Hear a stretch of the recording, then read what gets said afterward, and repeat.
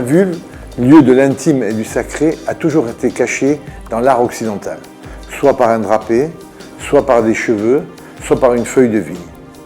Cette pudeur qui était pour la femme n'avait pas cours pour l'homme, puisque le sexe de l'homme, lui, a toujours été représenté, mais de façon flaccide, et n'était pas caché.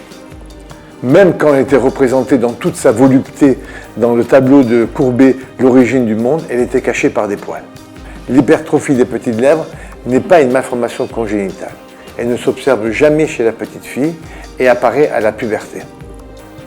C'est une intervention qui est très ancienne, puisque la première a été faite en 1870 par Jason, avant même l'ère de l'anesthésie, mais c'est une intervention qui était quand même réservée de tout temps pour des cas très particuliers et très pathologiques. Durant toutes mes études médicales et tout mon internat, pratiquement, il n'existait aucune patiente qui venait se faire opérer pour des petites lèvres, sauf dans des cas vraiment très pathologiques où il y avait des petites lèvres qui étaient vraiment très importantes.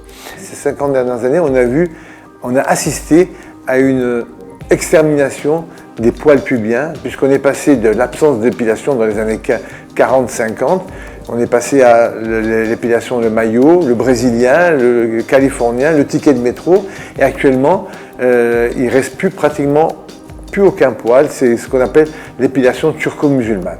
Donc ces lèvres qui étaient cachées par les poils se dévoilent aux femmes. C'est ce phénomène assez particulier de l'épilation a même fait l'objet d'une étude dans un journal de sexologie canadien où ils ont interrogé 660 femmes de la colonie britannique et on a vu, d'après cette étude, que l'absence de poils devient un critère à la fois de beauté, de séduction et d'hygiène.